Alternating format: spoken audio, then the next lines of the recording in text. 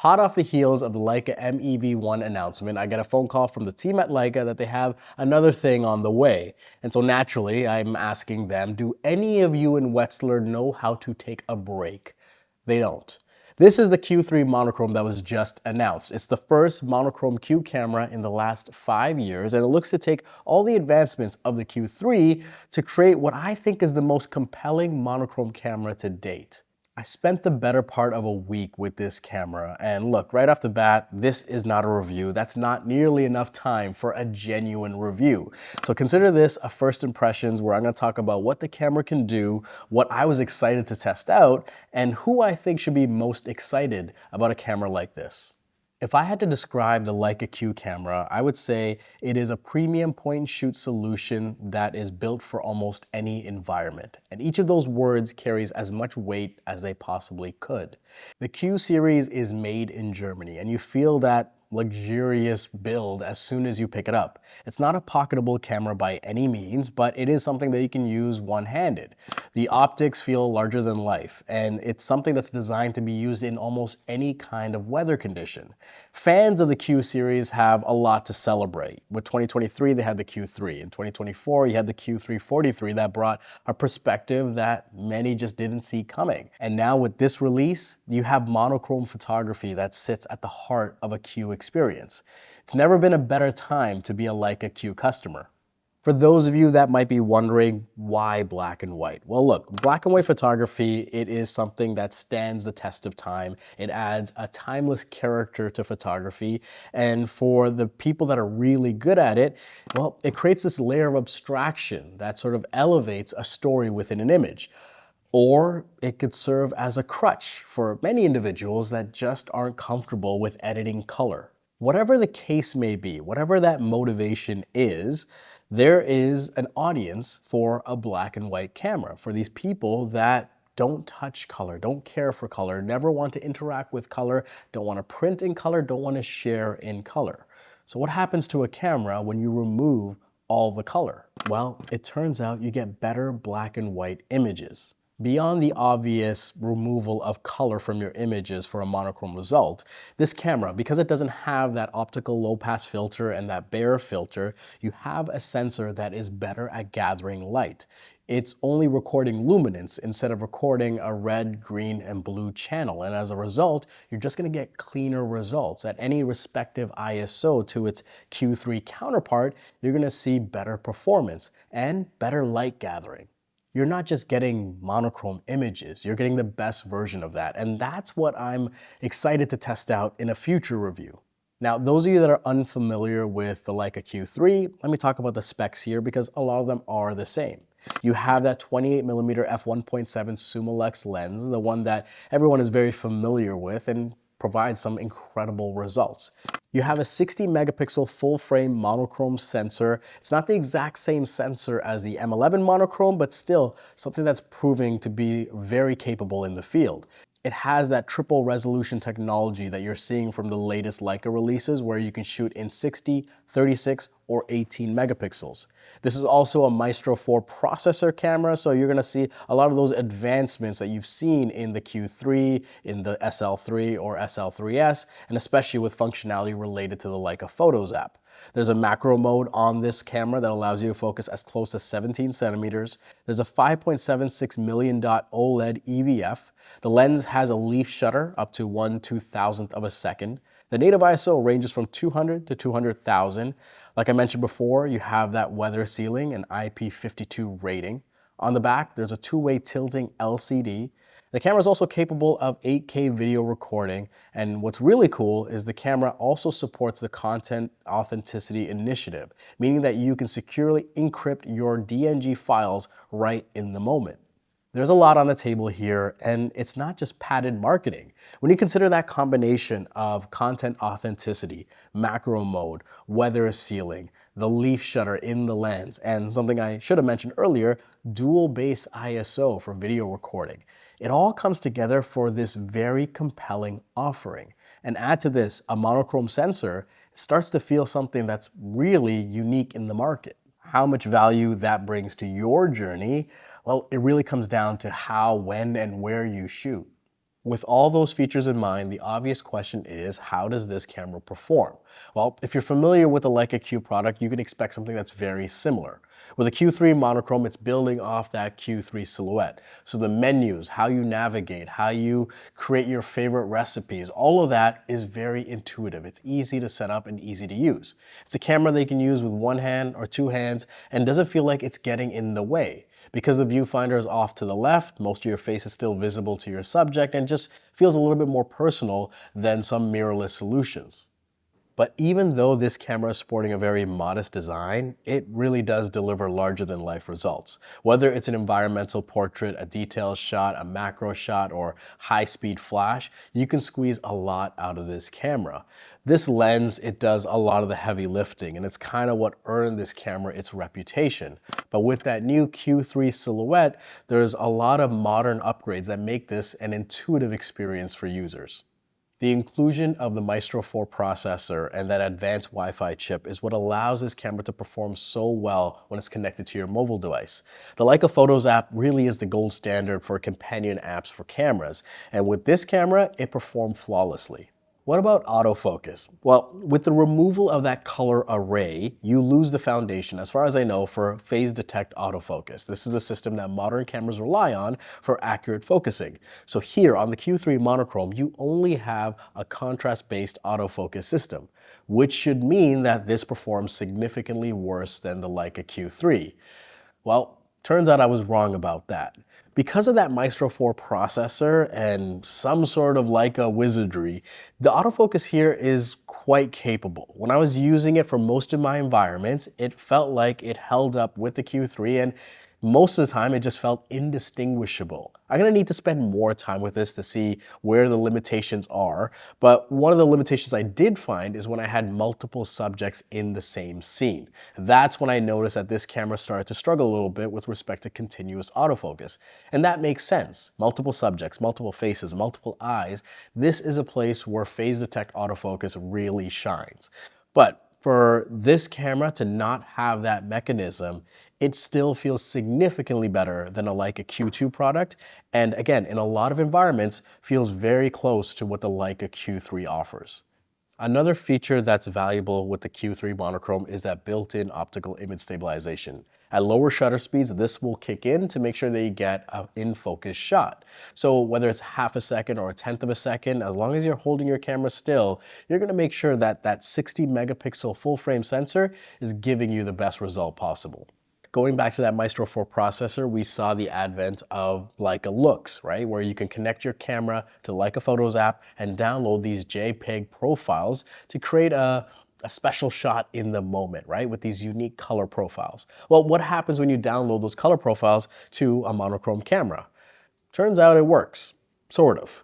When you download a Leica Look onto this camera, it's as if you were applying a color preset or profile onto a black and white image. The result is a colored tint on your monochrome images. Now, that might sound completely useless to some people, but I found it to be kind of fun, where you can take these looks, rain down the intensity, and have something that conveys a different mood in the moment. So this is all to say, yes, you can download Leica Looks, and no, it's not completely useless. All right, let's talk about image quality because that's what matters most. Look, I gotta spend more time with this camera, but from what I'm seeing so far, this is an incredible sensor. That tonality that you're getting, all those different shades that you have at your disposal is quite powerful. The ability to underexpose by 2-3 stops, reclaim that detail, it's something that I don't think you get bored of. When I was using this in the studio, it made for an incredible portrait tool, an incredible storytelling tool, to be honest. And this is a camera that you're gonna want to underexpose, because again, it's just recording luminance on one channel. You don't have the RGB of it all. So reclaiming highlights might be challenging. You're gonna lose information. Once it's too bright, it's too bright. That being said, there's still a ton of information being packed into each pixel that even if you are underexposing liberally, you have a lot of information that you can reclaim in your editing process. What I'm excited to test out is how far Can you push certain color channels when you're only recording luminance? What do those extremes look like and what kind of results do you get? It's no secret, with a black and white film or a black and white sensor, you can throw on a color filter to adjust the contrast that you're recording. So doing that in conjunction with various luminance extremes, it's going to be interesting to find out what this sensor can pull.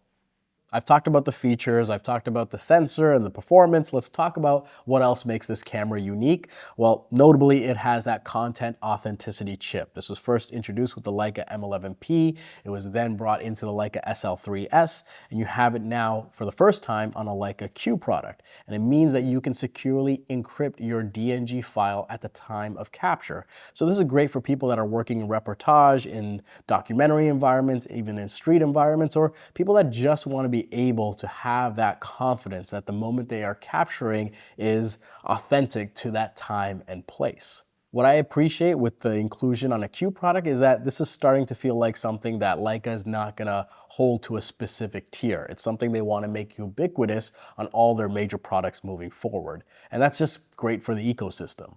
There's also the dual base ISO. You have a Q product that now can record L-log video at ISO 800 or ISO 2500. And what makes it special is that it's doing this in a monochrome format.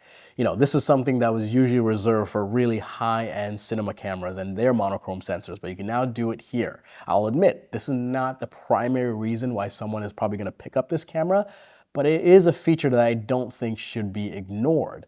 Being able to record video in tough lighting conditions and have a really clean noise pattern is not something that you're gonna wanna avoid. I think this is something you wanna explore with your creativity and see what you can create. And of course, there's the design of this camera. The monochrome omits that iconic red dot. It's black all the way through. And when you look at the script, there's no orange on it. There's no other colors on it. It's just white and gray. And it makes for what I think is the best looking Leica Q product to date. I've said it before, I'll say it again. Design, this is a feature, because when a camera looks good and it feels good and it makes you want to pick it up, that is a feature and something that more camera companies should make an effort around.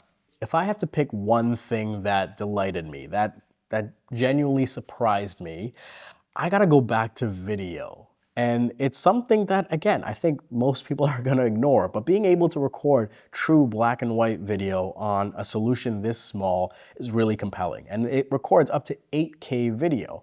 For best results, you're gonna wanna use that Cinema 4K in a 10-bit 422 format, and you choose either ISO 800 or ISO 2500. But when you do that and you start filming, you're getting these results that feel truly powerful, that you can create a noir film entirely on a solution like this. There are some limitations because you only have this one perspective, but in some ways it kind of feels liberating, where you can just focus on the story in front of you. And once again, when you look at these log files, the results are very clean. The tricky part here is that there isn't a LUT for this. There isn't a profile you can download to sort of get a faster starting point, but it's not a big issue. You throw it into your editor of choice, you play around with the highlights, the midtones, the shadows, and you get to a pretty good result. While this might not be a headline feature, it's something that I'm genuinely excited about. Let's bring it home now. Who should be most excited about a camera like this? Right off the bat, for someone like me that is interested in black and white photography, that shoots only in a black and white profile on their camera, even though they're delivering in color, the preview is always in black and white. Where a Leica M11 monochrome felt like a bridge too far. It felt like too much of an ask to dedicate a roster spot for that camera. This feels more interesting because of its unique feature set.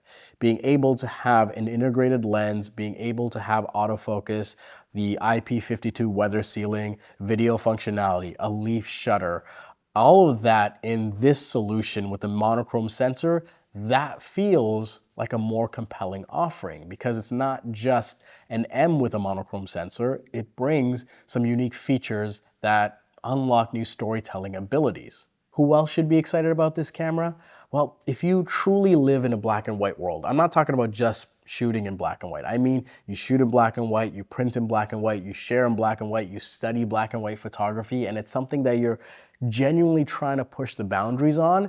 This is something to consider now, because for a lot of other people, it may have been too much of an ask to have your main camera a monochrome camera. You might want that color just as a backup option. This makes a great pairing to someone that already has a solid Leica solution. There's a beauty in how simple this camera is for monochrome storytelling and the amount of features it brings to the table that you can later grow into. I will say though, I want to spend more time with this camera to see if we can narrow down the pool a little bit more. This is all to say, I don't think I have a complete answer on who is best suited for a camera like this. What I can say is that the shooting experience has been incredible. The results have been truly inspiring. It's a camera that as I was using it, I wanted to use more. Where the M11 monochrome, when I was done shooting with that camera, I didn't feel like I needed to add that to my kit. This camera, time will tell if it earns a spot in my collection, but right now, I genuinely want to bring it with me everywhere. I want to shoot more with it. I want to test it out. I want to push the boundaries and take it to environments to see where the breaking points are. The Leica Q3 monochrome looks to serve a niche audience, and even by Leica standards, a very niche audience. But I think that this is something that's going to attract a lot more attention in this market because of both how simple it is and how much it has to grow.